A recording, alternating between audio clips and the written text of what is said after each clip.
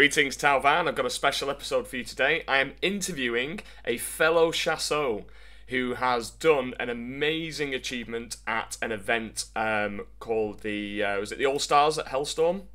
It was, yeah. Yes. So this is Tony, everybody, and we're going to talk through his performance, a little bit about who he is and how long he's been playing Tau for, and he actually runs Mont'ka, which is something that you've not seen from me, so I was definitely excited to pick his brains on this one. So, Tony, how you doing, man? Thanks for coming on. Yeah, no, good afternoon. Thanks for having me. It's a pleasure, man. So, how long have you been playing Tau for? So, I picked up Tau probably about a month and a half, 2 months into 10th edition. Prior to that, I started the hobby in January 2023. Just playing Custodes as an intro army kind of thing, and then switched for 10th, basically for Tau. And what got you into the faction? Was it the suits? What was it? So it was the rule set. So I played Custodes, and it's a real good army to learn 40k how to play it. I've never played it before, so it's a good army. It's got melee, it's got a little bit of shooting. But then 10 comes along, and you do more of the same with Custodes with these big bricks, and it's stat checking. And it didn't feel like I was asking any questions of the opponent. So I looked around for other armies, and I looked at T-Suns and I looked at Tau, and they were the two that there was opportunities there to be tricksy and mess around and challenge your opponent, make the question on the opponent that isn't just can you kill me and can I roll 4-ups. It's where am I going to be, what am I going to do next? And Tau's guiding rule really appealed to me. So being able to pull those in and play at that kind of level pushed me to the next step, basically. Yeah, it's interesting that the guiding rule drew you in, because a lot of people are like, should it not just be this dude points at that dude and my other dude shoots better? It's quite a convoluted rule, but I like what you said about choosing the different armies and looking at it from a tactical point of view in terms of like the rules, the interactions, and T-Suns. I played T-Suns for like a week for TTS and just helping my students, and I had a headache for like 2 weeks after. It was just crazy. So T-Suns definitely not an army for me, but I can see the appeal in terms of the tactical applications of various combinations that you can do. So you obviously played a little bit of Custodes, we chatted before, and then obviously you're now on to Tau, and you've only been playing, well, you're coming up to the second LGT, you said? You're going to LGT this year? Yeah, absolutely. I'm really looking forward to it as well, actually. My second LGT, and the first one was brilliant. So hopefully a repeat of that. It's a really fun event. So what's your journey been like with Tau? And to give you a bit of context, it's like I'm finding that a lot of players, when they are, should we say, quite new to Tau, struggle because they are, in my opinion, quite an anomaly to the way that the rest of the armies are designed, because they only operate in particular phases of the game, and they are a high skill cap army, and you make one mistake and it's kind of like done, and you can get quite frustrated in the early stages of your journey with playing Tau. So what's your journey been like from the start to where you are now? Yeah, I'd say I moved over to Tau and it was Index, and I loved it straight away, to be honest. Index had a bit of everything. It's been a bit more diluted now and it's out in the other detachments, but Index was allowing me to play with tricks that I hadn't played before. So straight away, as soon as I went from Custodes to Tau, I went to LGT with and got the 4-1 there, and that was the first time I'd gotten into that level. Biggest tournament, so easiest win path, that sort of thing. And then I've managed to hold that since then and get a bit more solid in that kind of bracket now. But for me, the ability of Tau is, as long as you get your list building right, I think it's really dependent on that. There's not much room for mistakes with Tau. I think it falls apart very quickly if you mismanage. But I like that. It's been good so far. Tau's been good to me so far.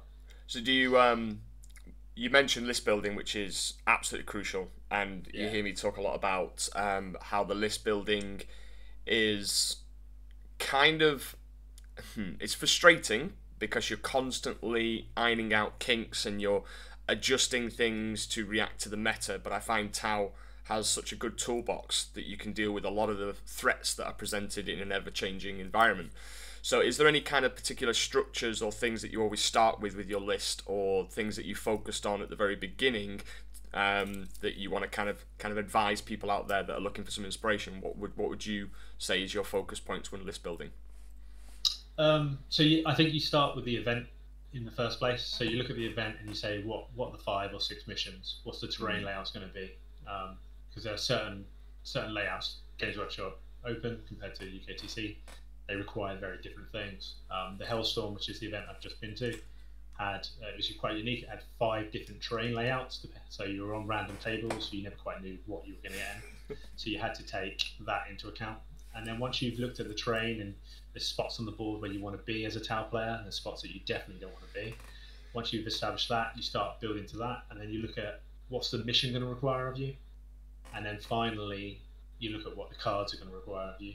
Cards are sort of set, even though we go tactical most of the time. Yeah, it is tactical in the sense of the order they come up, but they're not completely random cards. You know, there are 5 action cards out there. There are positions you need to be in the board at all times to be able to react to them. So you just put those things together, and then as you pull the pieces into your list that you absolutely must have, for example, Darkstrider. Anyone that goes to a GT without Darkstrider is insane. But once you start pulling those things in, it gives you X amount of points left, and that's where you get your flavour and what you need to do to react to the meta, which is what you think is coming towards you. So yeah, it's like those 4 pieces. You just build slowly, layering it on, and then you turn around and look, and you're at 1,800 points. And you're like, okay, I think I've got it. What do I want that last 200 to do for me? What's it need to as a safety net? Do I need more screens? Things like that. So it is layered and it is approached, and it's taking up way too much of my free time on that app. But yeah, we are obsessive, aren't we? That's what we absolutely are. Like, I mean, this is not meant with no disrespect, but people that play Tau will usually be on the spectrum in some way, shape or form, in terms of like, I need to perfect this, it needs to be absolutely like ADHD level perfect on every level. And I love the fact that when I asked you about what your process is with the list, you didn't mention damage once. And that is the difference between, should we say, your mid-table player to then your highly competitive, consistent performance player, because you're looking at the game from, well, the fundamentals. Points win games.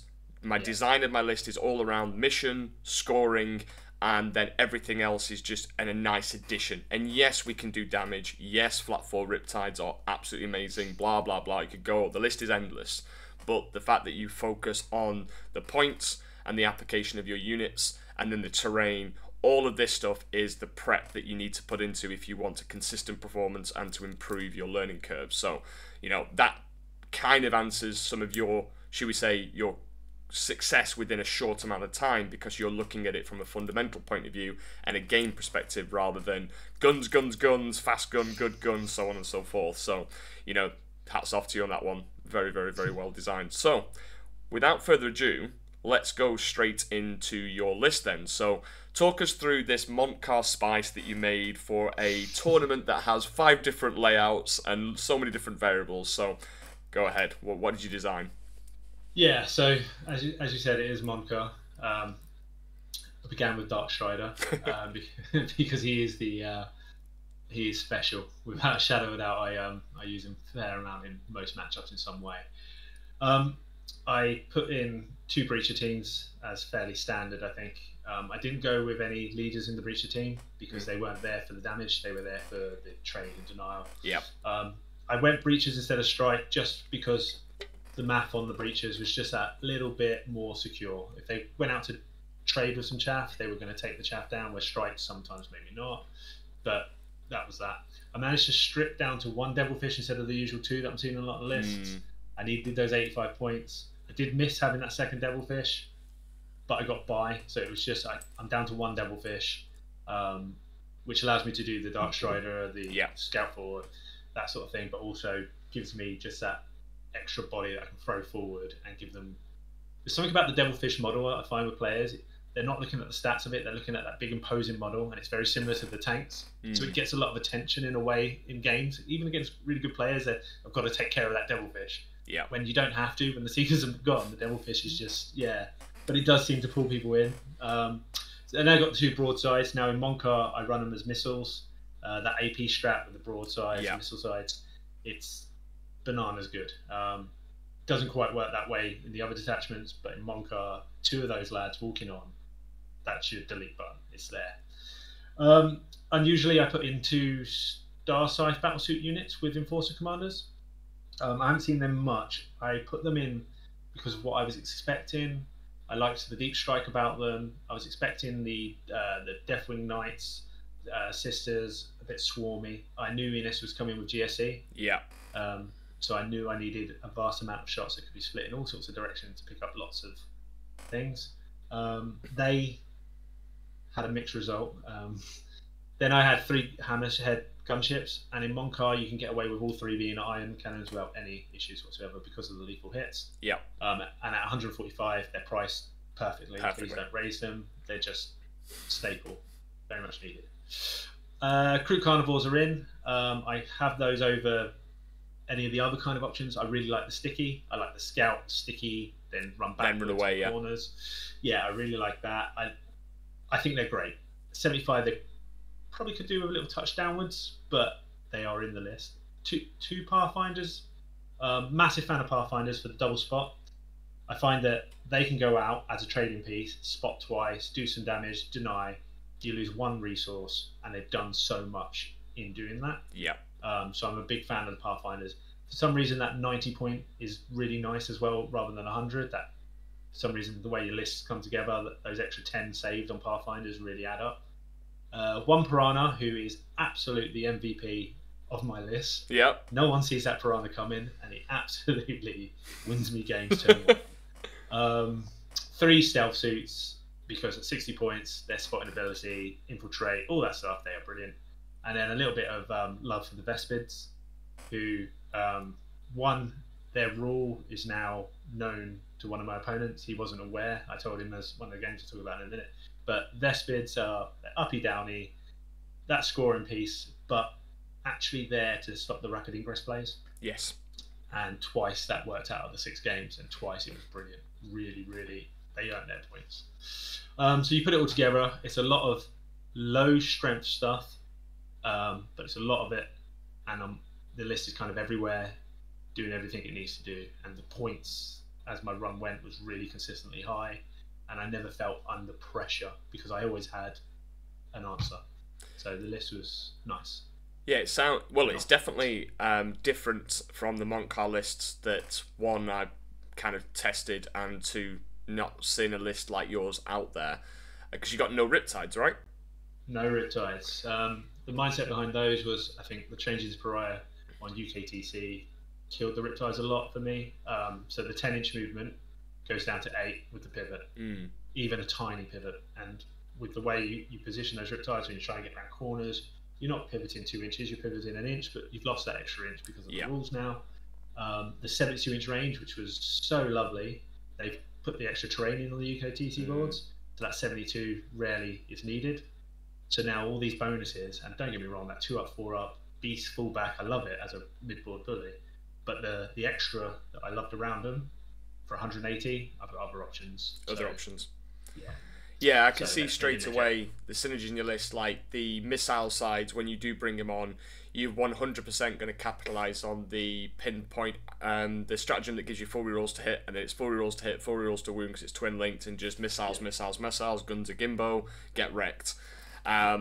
The Vespid are really good inclusion because, yes, you can do uppy downy and block rapid ingress because it's a special variant where Vespid do it at the end of your movement phase. So you go, hi, I'm here, and then see you later, I'm gone. But also the one where you get 4 rerolls to hit stratagem. Let me just pull it up. Do you know what it's called off the top of your head? Pinpoint countered something. 1 CP. yeah, 1 CP full rerolls. That's what it should be called. But It doesn't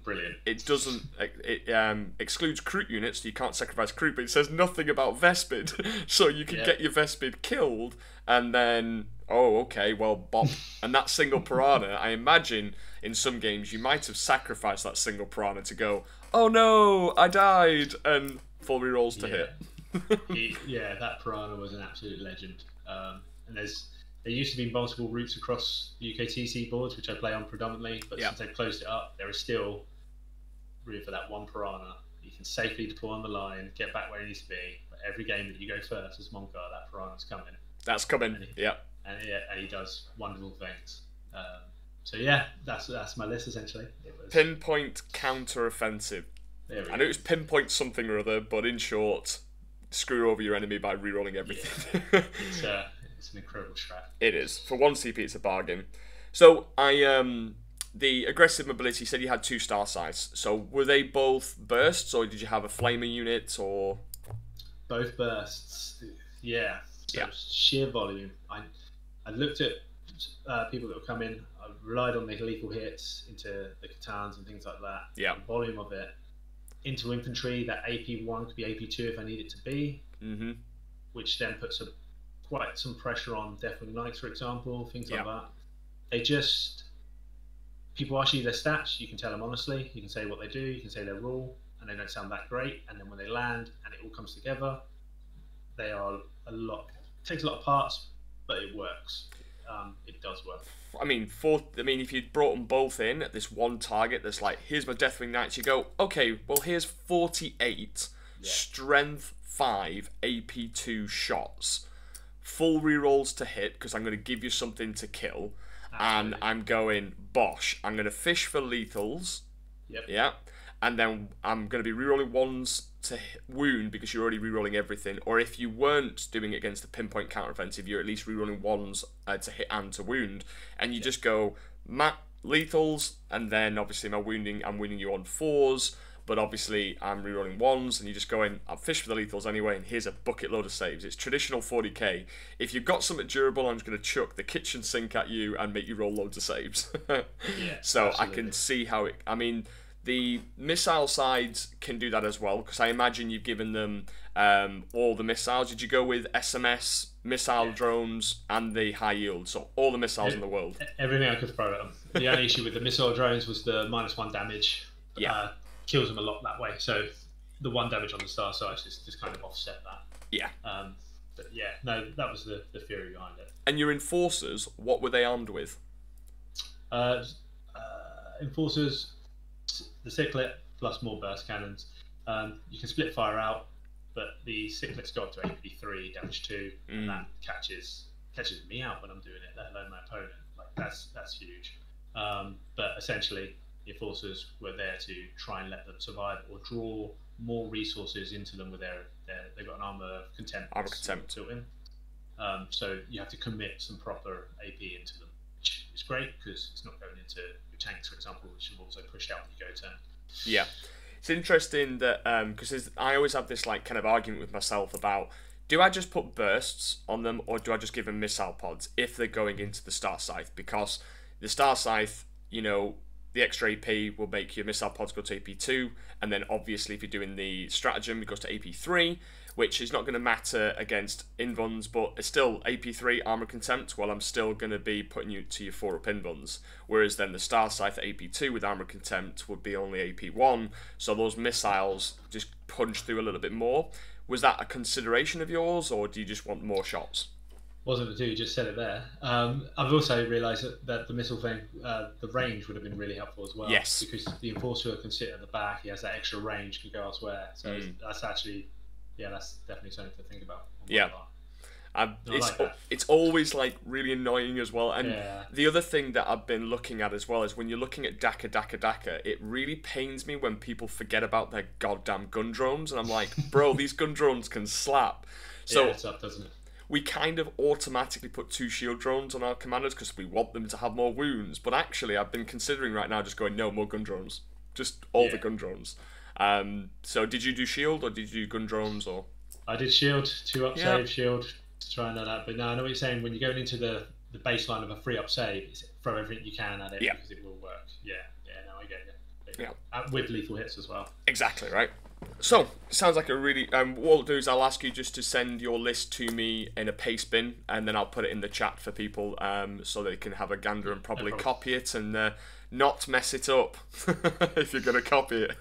So, let's go straight into the event then. So, a lot of big names were going. Josh Roberts was going. Innes Wilson were probably the two ones that everyone was kind of looking at for potentially going in there. But there's also Johnny with his AdMech as well. Some consistent players that were have always been doing really well at big events. So those had the target on the back. And in terms of your preparation, you prepped for it. You knew that they were going. You were taking your list to deal with like the Catans and then Innes's GSC. So you'd done all the pre-planning. So let's talk about your round one then. What did you end up going into?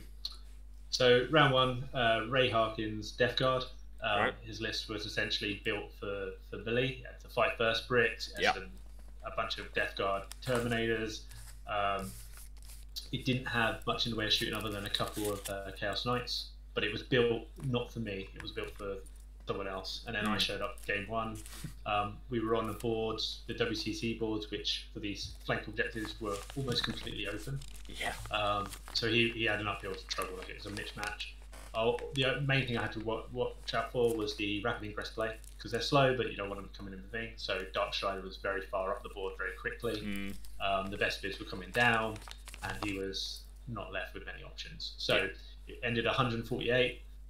Purely because everything that could go my way went my way. Like he was a good player, he just listed into a different type of list, and the board was horrible to him, and I was just built to beat him. If that makes sense. So lovely guy, but absolutely played his side of it perfectly. Just a mismatch in terms of. You get those mismatches in tournaments where you're just like, okay, so you're on the up hand, you've got the up hand, and they're looking for every single thing they possibly can just to stand a chance. Just to kind of, from my perspective, for anyone else going into Death Guard, they are slow, but like you mentioned, blocking rapid ingress, that's their option to be faster, and if you can block that. And did you go first or second? First. I went first, and Mr. Piranha blew up a Chaos Knight by himself turn one. What? Yeah, so turn one, because I went first with the auto advances and the scout moves, Piranha took down a Chaos Knight by himself. Chaos Knight was down to 4 wounds, and I got one of the bloated drones, and that was his turn one, because it was just bam. I was there, and I rolled so high. Like when you roll those damages and it's 6 and a 5, and you're like, I'm so sorry, you know. I mean, one little Piranha, you better be painting that guy gold, mate. I mean, he did work. He did work in game one for sure. But yeah, so yeah, the Piranha did work. I was happy with that. So like Death Guard, they're slow, but also their ability for contagion. I imagine he took the one where you're -1, or did you do -1 ballistic skill, or did he do the -1 to your save? I believe he went ballistic skill. I think he was umming and ahhing between the two when he heard I didn't have the invuns. I think he took the right choice. Yeah. It did keep me back, but ultimately, because the objectives were open, I didn't actually have to come around corners. Yeah.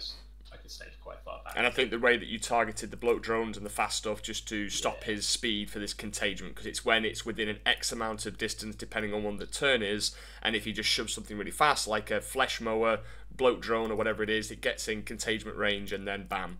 Also, it stops you from getting like danger close, because you know you're going to suffer that -1 ballistic skill. So even though you go back to basic hitting on 4s if you're guiding, and the problem with that is that fire knives, you didn't have you didn't have anything that ignores mods. So you know you're going to be relying on those lethals, or you're going to be relying on the stratagem for full rerolls to hit should that thing that you're targeting have killed something in a previous turn. So Death Guard, you know, you do need to respect their output, but you are faster, you've got better board control. If you utilise that, you're going to be in a winning position. So it sounds like you pretty much executed that plan and just picked him off from range and then won on the mission. Yeah, it was smooth. It was nice. Yeah. It was nice nerve settler for game one. And how did you feel? One last question about round one. How did you feel your list operated on that WTC style? So yeah, I was happy with it. Really happy that I was everywhere I needed to be. Like I felt in control. So I go back to that terrain later on with maybe a little bit more pressure and a different opinion on it. But at that point, after game one, I was like, yeah, no, absolutely, this worked. Good. So, feeling pretty good? You got your, Yeah. what was the points? Was it 100? Did you get 100? 100 to 100 or something. Yeah, it was. Yeah, no, I knew that this event was. It was all about the hundreds because I knew how the points would go and how things would drop down and the prizes. It was you had to score. Yeah. Winning wasn't enough. You had to win big. So this just to add to this, for anyone who didn't know about Hellstorming, Mikey does, and the only one to do this, he actually puts up cash prizes. So some might say, oh God, cash prizes means that everyone's going to be whack. No, we still are sportsmen, we're still playing a game of toy soldiers, but it's nice to be rewarded or have some sort of prizes because most of the events that we go to in the UK, they don't. And this is not a slant at Zach, but Zach, put some prizes in, please. But he gave, was it £500 for the top, then 300, then 250 or something like that? Yeah, and free golden tickets were also there. Yeah. And when you look at the run-ins, you knew Ines had a golden ticket, you knew Josh had a golden ticket, so you knew that these golden tickets were going to come down the bracket. Yeah. So it was there to play for, but you needed your hundreds, and that panned out because there was some high scoring. There was some high scoring. So you got your 100, and then off to round 2. So what was your round 2 pairing? Round 2 into a lad called Josh Robinson, Chaos Demons. Yeah. Big demons, just big demons, and I think a couple of chafy units like some fiends and plague bearers or something. But the big demons that caught me out a little bit, I played big demons into that Khorne, Blood Rusher, Scar Brown, Bloodthirster build. I played that, and I kind of knew what to do with that. And then he showed up with the big demons that shoot me, and that was unexpected because as I say, I've only got so much experience. But the Kairos Fate Reaver, the Keeper of Secrets, they were shooting back. So there was a little bit back and forth on there. I believe the mission was, give me 2 seconds, I'll be able to tell you. The mission was the Ritual, right? Which really changes things up. So he wants to put a couple on his side and just sit there with those big fat lads. The Unclean One and Rotigus. I want to put a couple on mine and put the Pathfinders to -2 to charge and leave me alone, kind of thing. I believe he goes first. He comes flying out the gates and it's in my face, like pretty much everything. He's put one behind him, not an objective behind him with his fiends or something like that, but everything's coming straight at me. Playing it absolutely right because it's right there. He's not sitting and trying to get a close game. He's there to try and table me as fast as he can. So I did the honourable thing and ran away. I went in every direction you possibly could, other than the one that was coming straight at me. Shalaxi advanced and charge, moves full team, goes across the new board. We were on UKTC boards, so walks across that terrain with no slowing down. Terrifying. So wrapped him as much as I could. Position yourself so things can't come down, but the whole time you're doing that, you know there's stuff in the air. So it was all about movement this game, because ultimately his whole thing is I roll 4-ups to save and then I feel no pain. And my whole thing was, okay, that's great. I've got 100 0 AP shots that have lethal hits. So the volume into him was doing the work. My big shots he was saving, the little shots were bringing him down. So it was just duck and move. Know where he was going to be, where he wanted to be. The Vespers were coming down, blocking the lays. Oh yes. Away. It was good. He was highly aggressive, and to be honest, I was under the cosh the first 2 turns, very much so. Ritual lets you catch back up and come back into it, but there was a moment where I'd whiffed a few things that shouldn't have whiffed, but 4-ups be 4-ups, and I thought turn 2, I thought I'm going down here. Ended 92-72 to myself, but that's purely because there was a swing my way, he failed a charge, that sort of thing, and it just came back in 3rd round. But again, lovely player, and he played it exactly right again, just that aggression, straight away, straight in your face, every big model, and you know you can pick up 1, you might be able to pick up 2 if you get really lucky, but not really, and then there's 5 in your face.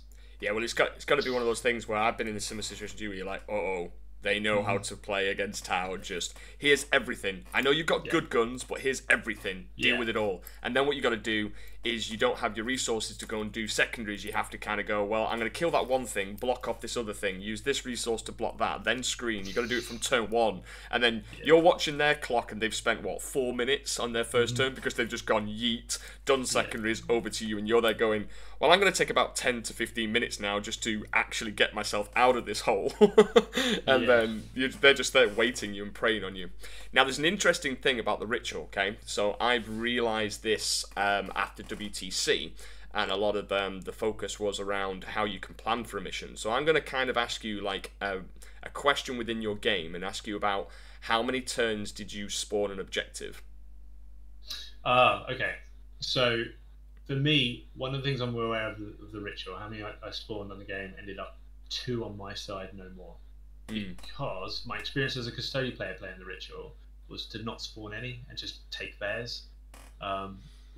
Which is, I didn't want to put a lot of extra ones on my side and then end up having loss from 3-inch deep strikes and things like that. So I created my castle, my triangle. I put the -2, put on the screens, and I tried to hold that.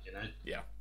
But yeah, if you put some more, you start spreading them out, and the next thing you know, you've just given them the points as they flood forward. Yeah, I'd learned that from the custodians being the aggressor. Yeah. And it's quite funny you mention that, because I was talking with it was Anthony Vanella and I think John Lennon at WTC, and it was like, you go and spawn objectives, buddy. Nice one. I'm just gonna watch you do all the work, and I'll take them anyway. Now, there's an interesting thing that I've been recently teaching within the ritual specifically, is that only spawn an objective on turn 2. Don't spawn it on turn 3. And then spawn on turn 4 and 5 as far away as possible. What this does is, if another player is not aware of this, and obviously they're going to be aware of this now if they're watching this video, but they will get ahead of primary because they'll spawn, and then they can't do secret mission, but you can. Now, most games of the ritual, the primary, if you don't do secret mission, will end up being 40-40, because somebody will deny you to a 5 and you'll deny them to a 5, and then you just start the normal game of 40k like take and hold. So then it's 40-40, and then it's whoever gets better secondaries. But if you deliberately don't spawn and you go below primary, you can then focus on denying them, and then you just go unbroken wall at the end and go, oh, well, I've got 40, you've got 30, and you can't do unbroken wall, because otherwise both players, if they're both neck and neck, will just go, we'll both do unbroken wall and then have the 40 points anyway. So if you deliberately don't spawn objectives, you can actually be the only one that can do unbroken wall, and then you don't have to rely on who gets better cards. So it's a crap mission, to be honest, because it shouldn't be just I just do this and then I win. It's a bit weird. So interesting that they chose it, but it sounds like that game, even though you won by, about 20 points, it wasn't a reflection on how close the game was. No, it's at bottom of the turn, 20 points rather than a control 20 points. Yeah, absolutely. So next round. Next round D. So we move on to round 3, which is corners, burden of trust, prepared positions. And I'm still on UKTC terrain. And I look across, and it's Alex Fowler with T-Suns. A teammate played against Alex. Yeah. And the warning was, don't make a mistake. He will see it, and he will capitalise. And really sound guy. Really enjoyed playing him. And I'd had my prior experience against high-level T-Suns was against Will Whitaker at Oxford, and he played a similar list, and I played a trading game with Will where I was waiting for him to make a mistake, turn 1 to 2, and I just kept thinking he'll make the mistake. I'm ready to pounce, and Will Whitaker, being Will Whitaker, doesn't make the mistake, and by turn 4 he's going to win the game, and he beats me because of how the process is going to go. So I was determined that wasn't going to happen this time. I was going to force the mistake, and so we set up, and he has 3 rubric squads, 2 Vortex Beasts, Magnus, and a few chaffy pieces, but essentially that's the core. Oh, and his tech piece was the Demon Prince for stealth aura. So he set a castle up, and it's stealthy. So he sets up how T-Suns usually set up. I set up how I usually set up, and we begin this trading game, but I've got no intention of trading this time, because I've played that game with Will Whitaker. I'm not going to wait for it, so I try and force it. I put my toe out a little bit. I come around some corners. I do a little bit of thing, and he's handling it fine. And then turn 2 comes, and he's out of position because of how he's moved to pick up the silliness in turn 1. I've just got him just that inch further than he needed to be on a couple of spots. So turn 2 comes, and it's go time. Everything walks on, everything comes down, and I've got the angles that I shouldn't have. because he just slipped on that sort of thing. So I pick up the two beasts in one, and it was Abraham, or I forget his name actually. Araman. There we go. Araman is poking his bum out in the big ruin at the back. Yeah. And I can see him. I've got the line. I've got the range. So we go that way. So his army starts crumbling, and then I pop. I think it's the second vortex beast, and as that second vortex beast dies in his castle, he rolls a 6 for just deadly demise. And then it's like, okay, we'll see what they do, you know. And then he rolls another 6, and another 6, and another 6, and a 5, and just guts his castle completely. He's just picking up models left, right, and centre. And yeah, and I'm just like, I'm so sorry. And he's like, it happens. But, you know, I think it's like 500 points of army just comes up. Yeah, it's done. So the trading game is over. I'm on him now. And then there's this one final little trap in the T-Suns Mont'ka matchup.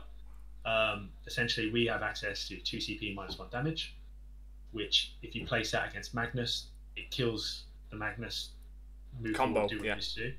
And if you're really lucky and you've made a big fuss about your broadsides, Magnus goes for them, and broadsides have the ability of 4-up Feel No Pain to devs, so it really adds into it. So Magnus can't do anything and bounces. Yeah. And so that trade fails. He's just had this massive explosion, and so it just caves in through. Fair to him, he plays what he does, he gets his points and that, but the game is over through those bits there, I think. Well, some might say you basically killing blowed his ass on turn 2. Yeah, you came in and was like, bosh.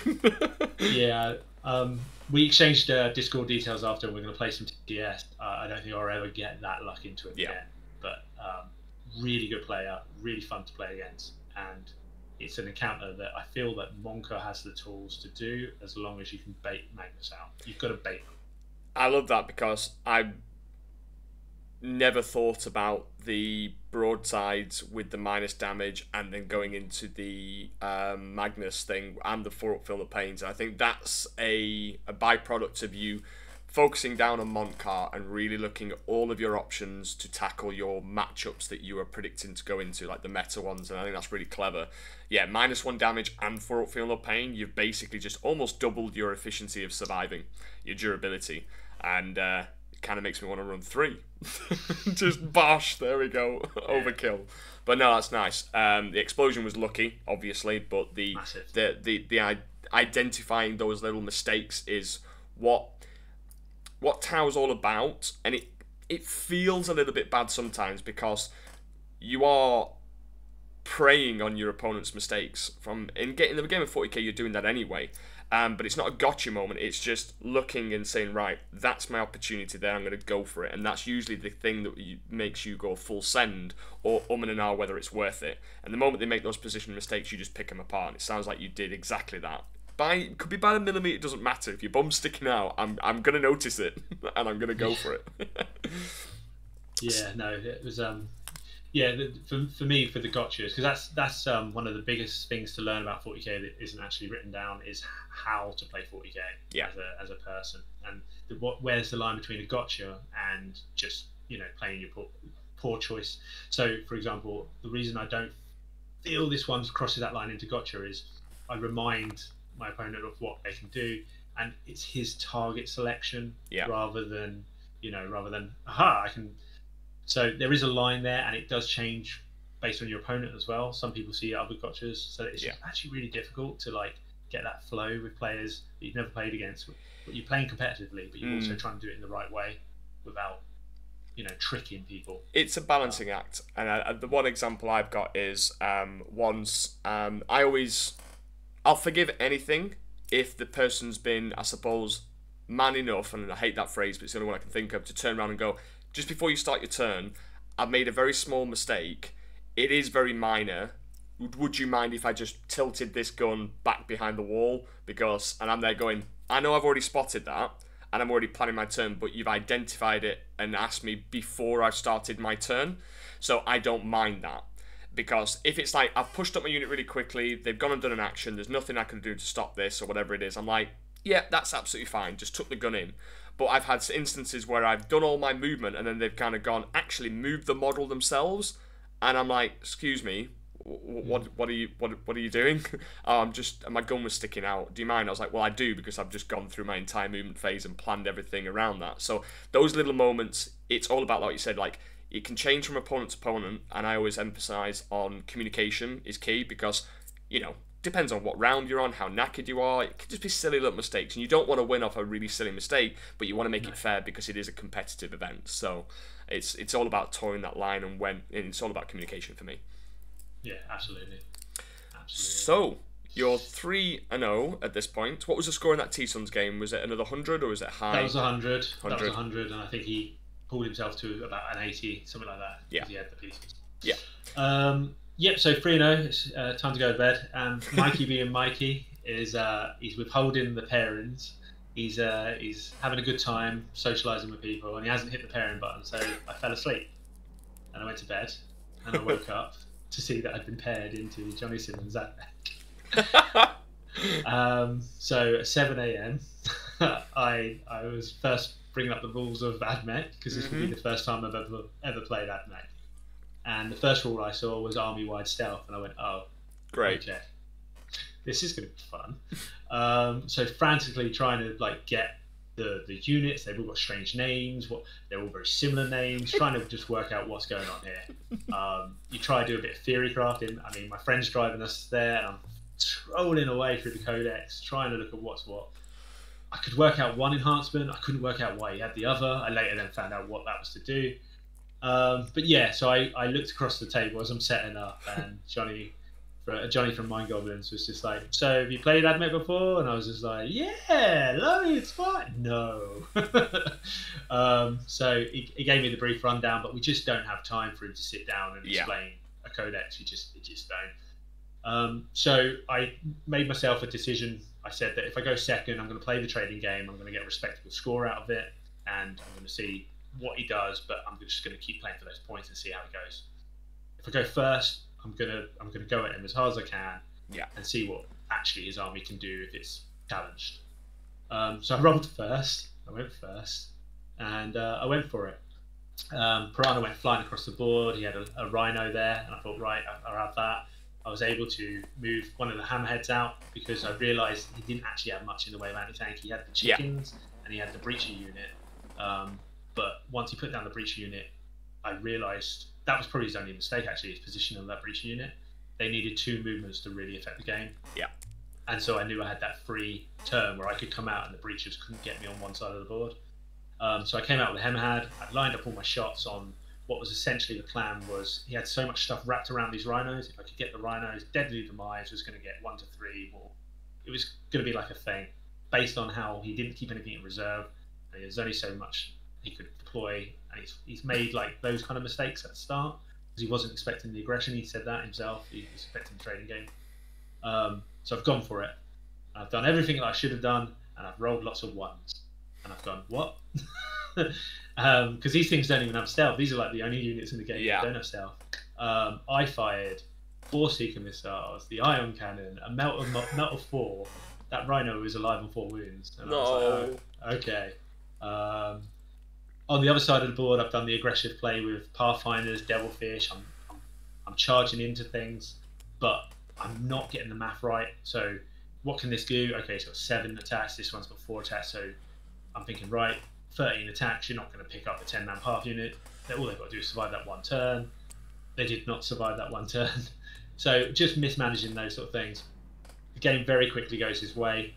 He plays quite well, I think, in terms of he's got the move blocking down. So the fire and fade units he's got, the flying bat robots, a lot of them, they're brutal. So he's popping up in spots that I can't get round. So falling behind. My only claim to fame, and it was only a funny fame, was I said I was going to get those chickens, but he hid them quite well. And the only way I ended up getting a chicken was by wrapping one of the chickens and having him fail his re-rollable desperate escape. So I killed one of the chickens with the Pathfinders. And I cheered loudly for that. But beyond that, it was a boy into a man in terms of he was in control of that game. I tried to upset it. The whiff, if I hit hard enough at the start, maybe, but even then, I need to. I can't spec into AdMech because they're not common enough. But I feel like the next time I play Admech will be against a lesser opponent in terms of skill, because Johnny was very good, and I should be better then. But yeah, it was a loss, and I felt I knew it. The Admech one is like, there's two Admech players of note. There's Johnny and there's Malik. Malik has not been consistent on the scene, but he does still go to it, and he's still rocking his Admech. Johnny and Malik have always had their love for Admech like we have our love for Tau. And obviously, Johnny's is a well-refined, practiced list, and he knows what he's doing with it. He's consistently been like in, like, I think he's made the cut twice now. One at, I think it was Manchester. I could have getting this wrong, but he's made 2 cuts with his Admech, because it's like, what the hell do Admech? And there's another Admech player. When I think I finished 5th. And I thought I was going into the top cut, and then the Omasar said no, and I was like, what? This Admech player had just beat me by 1 point and got into top cut. But it's that they have all of the tools and all of the debuffs to help them, but it's just so many bodies. Yeah. And those Staraxi, whatever they're called, the flaming flying ones, can just win games of 40k without even shooting guns. They just drop in, block board. They like do the gargoyle thing, but better. Because they're more durable, they have one hell of a footprint, and they just fire and fade, and they can do secondaries, they can deny, they can shoot, they can block, they can do it all. All of the fundamental key things. It's like playing Eldar on crack.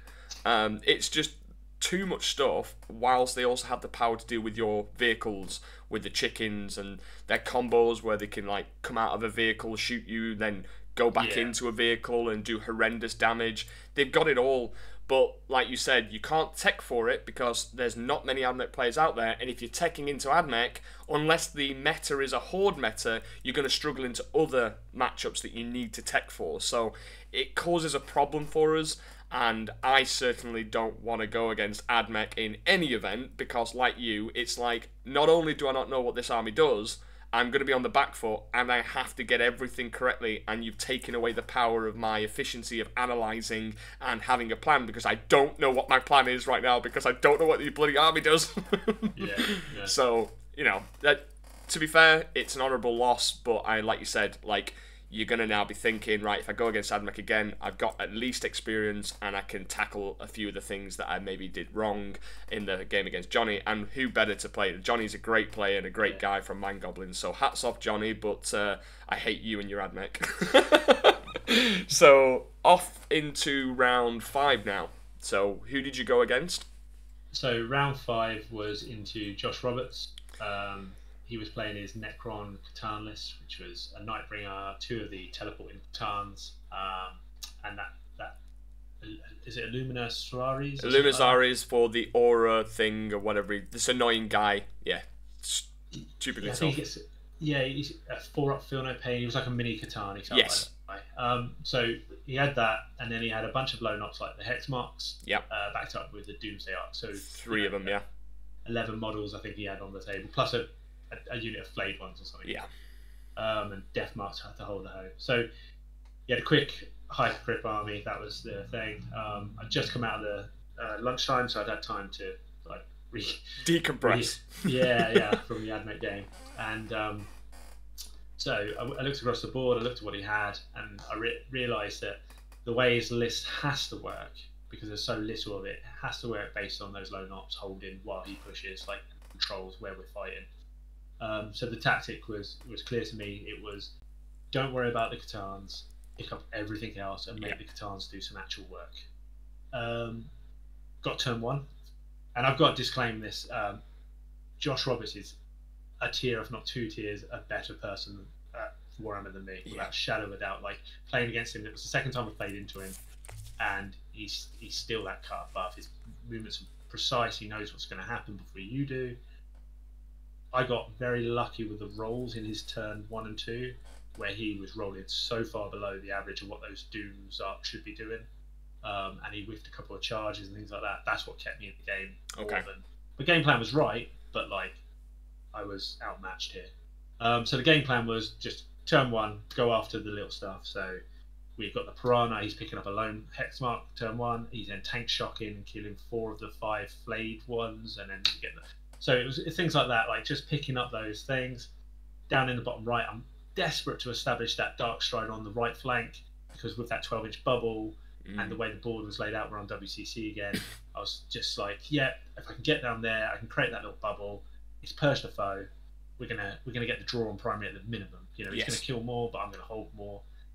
So we go that way. Unfortunately, the board was set up before I got there, not by Josh. It was just set up, and two of the pieces in the middle were stretched in the wrong direction, and they closed down the Devilfish's route. So I've set up, and we've started the game, and turn one I've gone forward and I've gone, oh, can't get through. But for me, I was like, we'll play it as it is, because we all set up around these angles, and his army is it has to be precise. So if I start moving terrain mid-turn, he suddenly exposed himself. So couldn't do it. So Darkstrider had to go the other way. So he ends up creating a barrier. Not quite where I want it, but it's still annoying. It's just, had Darkstrider got into that bottom right corner, it would have been more comfortable. Instead, I had to deal with him down there. So essentially he comes forward, as you'd imagine that list would. He comes forward with the Catans with very little fear. I'm throwing all my SMSs into his little 30 lone hop thing to get that down. I can pick up a Catan, I can pick up 2 if I'm lucky. I pick up 1.5. So it's going fine. And then his cutback comes, and he whiffs, and he whiffs in a big way, to the point where I put the -1 damage on the Doom arc into the broadsides, because I'm 8 wounds, his is 4 damage, and 3. It's a big cut point. So I do that, and I'm like, brilliant, they're going to survive, and he does 0 damage to them. So like I was like, oh, okay, like. So he was whiffing across the board. So turn 2 comes, and I'm like, you know what? I've got a chance here. Got to keep pushing. I make a mistake. I forget about a lone op. The mini Catan guy, the 4-op Feel No Pain. He's lone op. So I set up crisis suit rank, ready to take him on. First one fires. Second one's out of range. And to be fair, John, he was like, "Do you want to?" And I was like, "No, you know, it's on." So we go the other way. Like he was a gent about it. But no, you know, I had him at 5 wounds from one of them. I had more shots to come in. I would have had him, but my mistake. So I fire the other way. So it starts like slipping then. He plays it right. The only thing I can do at that point is to correct that mistake. I start charging, because I used to play Custodes, and I do love a sneaky charge. Failed with the Admech. It worked with the Necrons. They hate being tagged up. They can't get in the air. And if the charge into the 4-up Feel No Pain guy, all it had to do was survive 1 round of combat, which it did. Denied him the primary, stopped him flying off. Jobs are good, and they then die. But it was like that. But with the way the mission was purge the foe, we're just neck and neck. We're right there. We're all the way along, and then we get to like towards the end of the game. Time's running out. We've not got enough time to complete the last round. We're both looking at it, and we're both saying he wins if he makes his 4-ups. I win if I make my lethals. There's enough damage on the Hing to table him, but he's also got enough damage to table me. Yeah, we're there. So we decide on the draw. I don't know which way it'd have gone with the rolling. I think he would have edged me, purely because of, you know, the luck for him had to shift at some point, right? Because he was rolling so below. But yeah, really good game. Really, I played it right. He said that at the thing. He said that going after his pieces is the weakness of that list. So I caught him out a couple of times with things, so I was happy about that. He made a mistake. Forgot to pick something up, but had already drawn his cards. He was a gent about it. He said, Matt, you know, I know what the cards are, and the cards were cleansed. So like he was like, no. So he was an absolute gent, real good to play into, and showed me that next tier is still there, and how far off I am to get to it. So that was really important. If just to kind of like stack I suppose, saying as it is and stacking all the chips, your chips were like that, and his were all up here. One, he's the ex-captain of Team England and plays predominantly on WTC boards. 2, he practices Necrons literally through and through, sometimes dabbling in CSM. And 3, he kind of works for GW and knows everything anyway, right?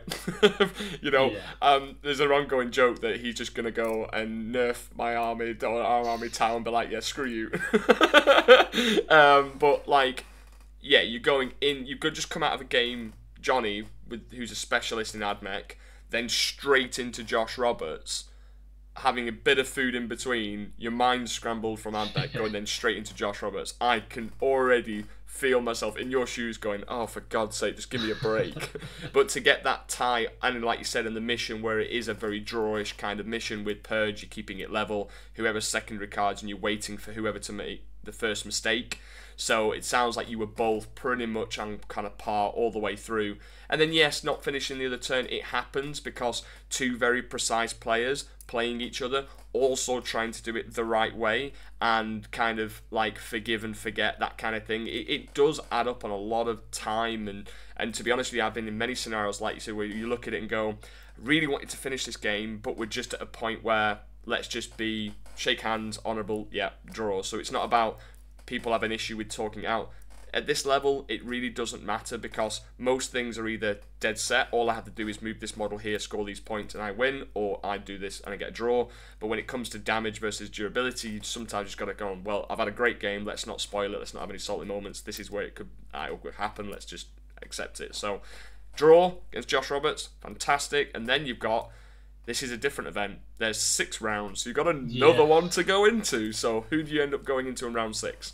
Yeah, this was a player that his opening words were something like, "This is the best I've ever done," and he was playing World Eaters. Right. He was a lovely guy, and it was very beer hammery kind of game to end, which is great because I had no brain cells left whatsoever.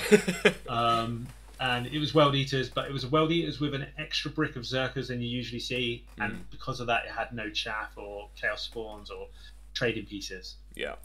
So as soon as I saw the list, I realised that he's going to have to lose proper resources into my 90-point resources. I like playing World Eaters, play them quite a lot because friends play them, and my tactic around World Eaters is kind of just move block Angron rather than worry about him. Get the 8-bound gone, then deal with Angron, and that's how it went. He ended up having to trade Angron for Kroot because it was like turn 2, maybe even turn 3 at this point, and Angron just couldn't get out and land where he wanted to land. Yeah. So he ended up bringing him out, picking up some Kroot, and then my army at that stage, there wasn't many 8-bound left, turned and deleted Angron, and that was getting. So it was a nice chilled end to what had been a very hard game 3, 4, and 5, without a shadow of a doubt. But yeah, absolutely. Learned a lot on that run, without a doubt. The question is, did that single piranha charge Angron to deliberately die? No, that single piranha tied up and blocked his rhino, his Zerka bomb. So his rhinos couldn't go anywhere turn 1. It's interesting about that. Yeah, the pinpoint counter offense stratagem. When it first came out, it was that every tile player was like, so I just want to charge a piranha or charge something deliberately to die into Angron to then go full rerolls hit against Angron. So it's like the piranha going for its death and be like, see you later, boys. Wait. Yeah, and it's brilliant because it's just so effective as well. Like they can't ignore it because it's just a really annoying piece. They've got to put something into it that's worthwhile, and then you just get rerolls to hit. It's absolutely, that one piranha in Mont'ka is needed. I can't get the second to work quite as well.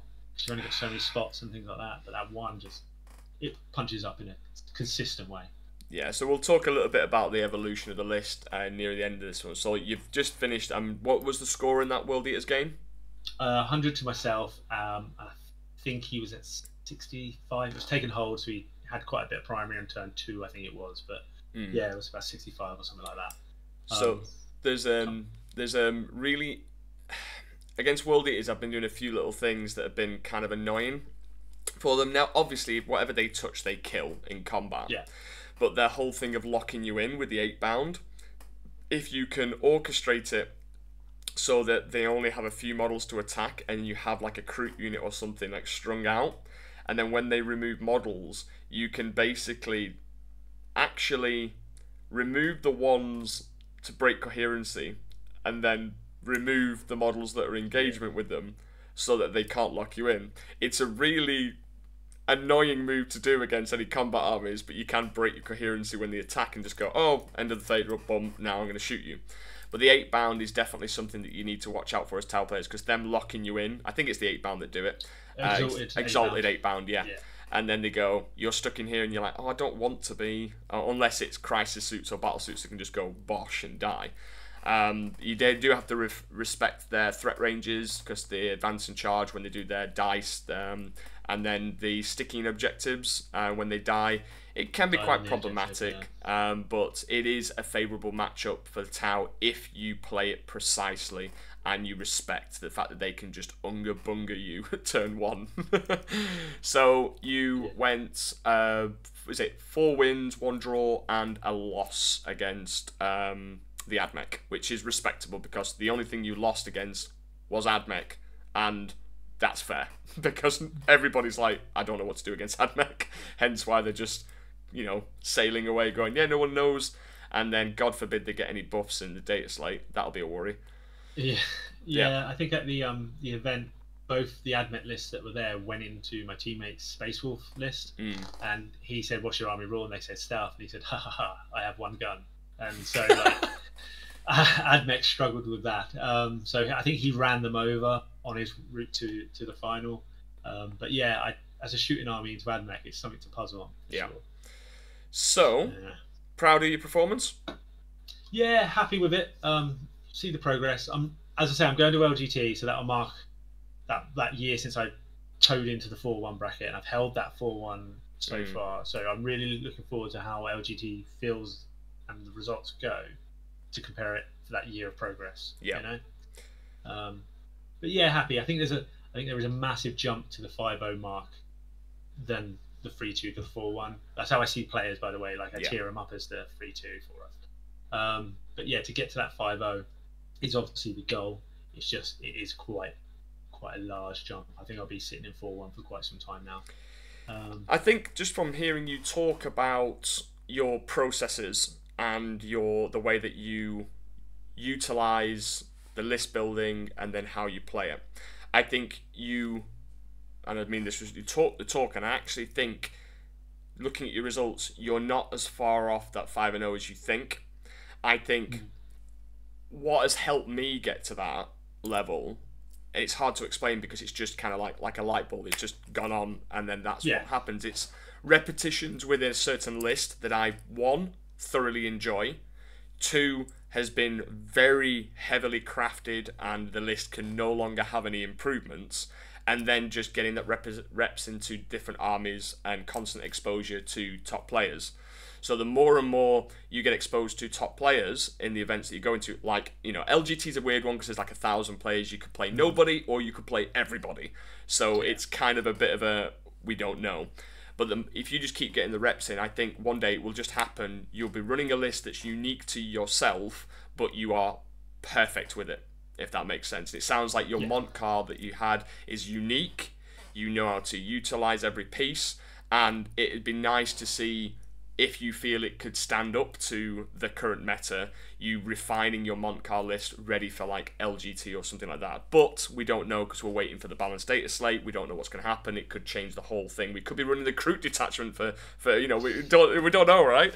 So in terms of preparation for the next event, like we're both going to LGT, what are your initial thoughts? Do you think, as it stands at the moment, you are tempted to refine your Mont'ka, or are you wanting to explore something new? Yeah, so I was, prior to this actually today, I was talking to one of your members, Will B. Yeah. Yeah, we're both we're spinning, we're spinning. The people that don't know, like UKTC has added 2 bits of terrain that really cuts sight lines and makes things easy to stage.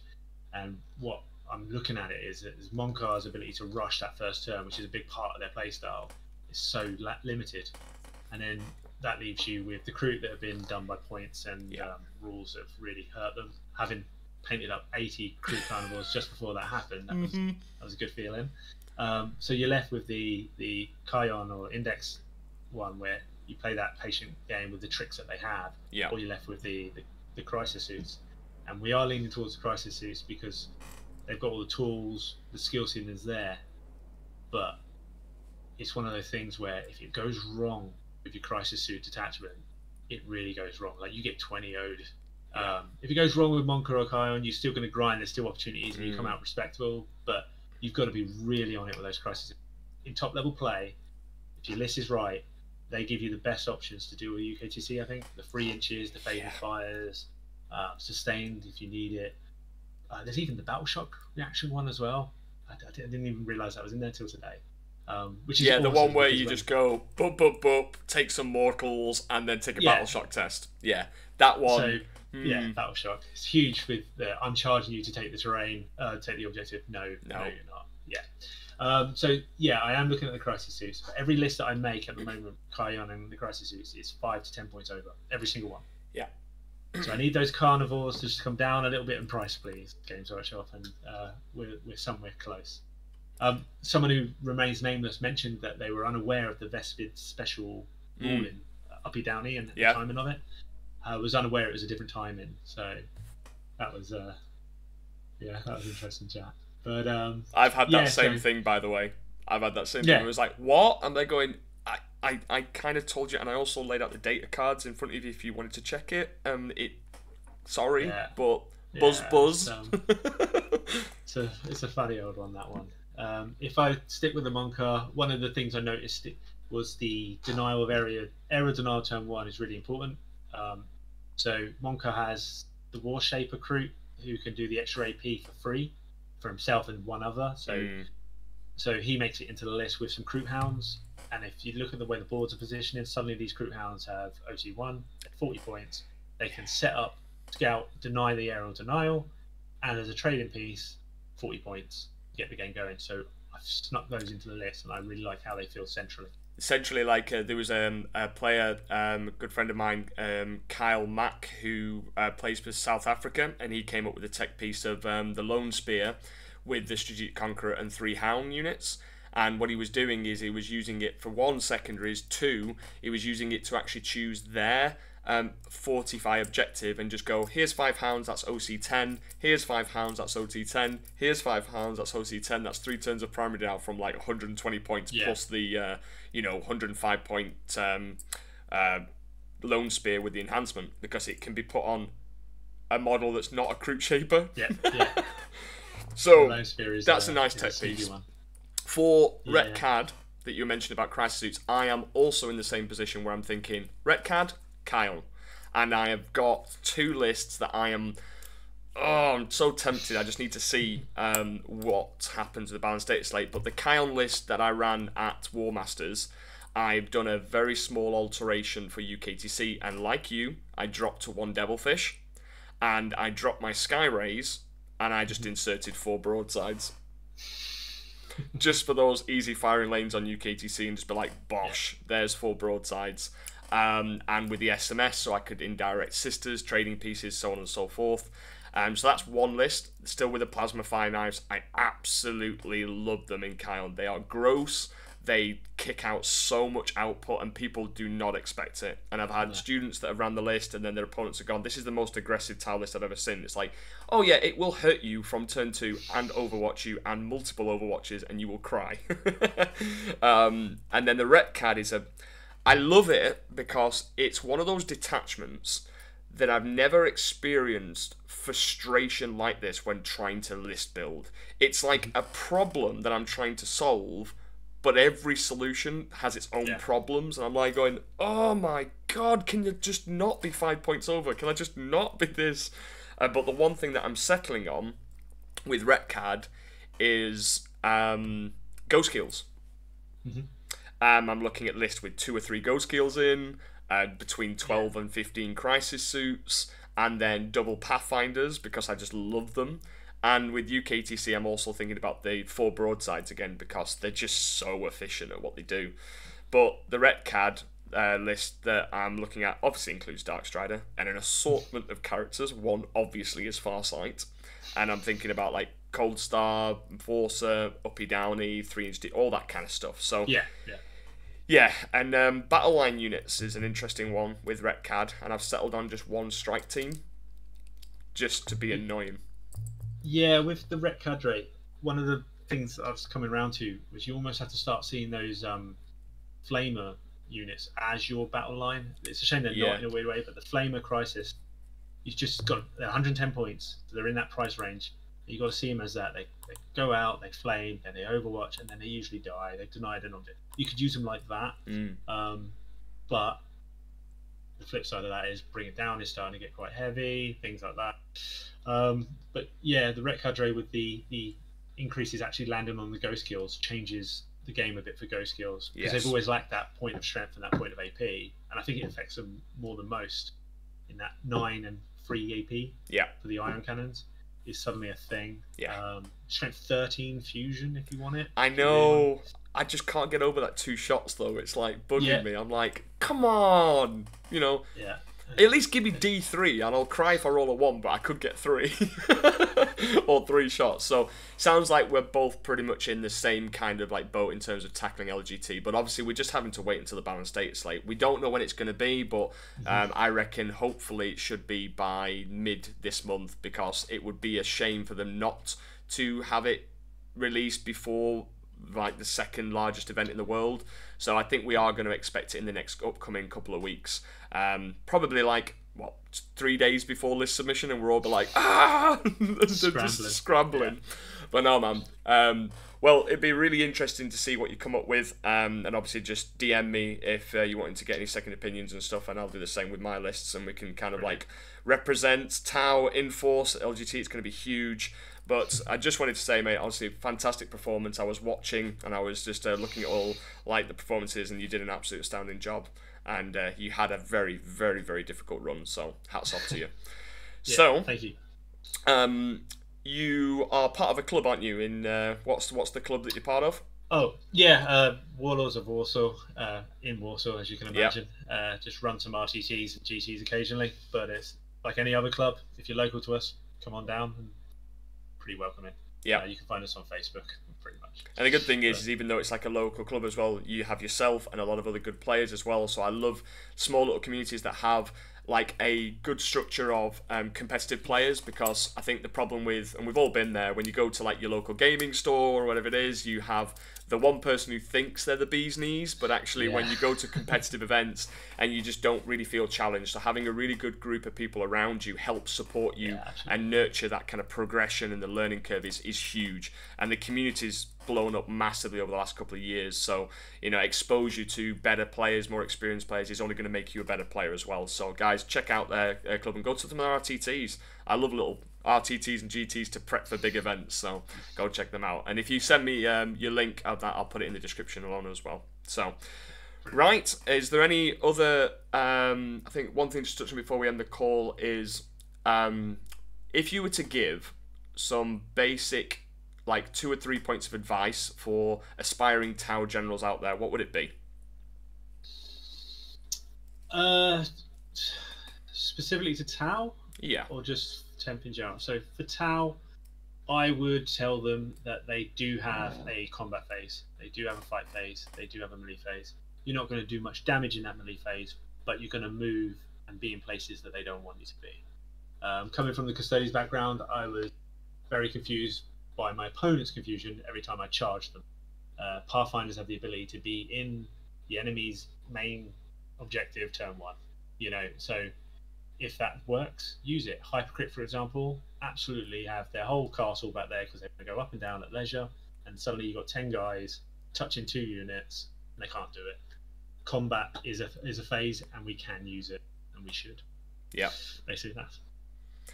Spot on. I mean, yeah, just basically grab the rule book and read the pile-in, charging phase, because I'll admit, I skipped over it at the beginning. I was like, nah, can't be bothered, it's too many words. And then now it's actually a crucial part of the game where it's a free movement phase. So, 100%. And I think just to add to that, my advice is then think about what Tony said at the beginning. Like, it was, don't design your lists around damage. Focus on the points. What's your primary play? What units are you taking to help you achieve your primary denial or obtaining primary points for yourself? What roles are you giving your specific units, guiding units, but also are they in position to do secondaries for you? Pre-plan. All that kind of stuff is the power of Tau. It's efficiency, it's consistency, it's going in with a set plan that you only change depending on the situations that you're presented within the game. All of that, you nail all of that, and everything else will just slot into place. We know what to shoot, what profile into what thing. That's just basic 40k.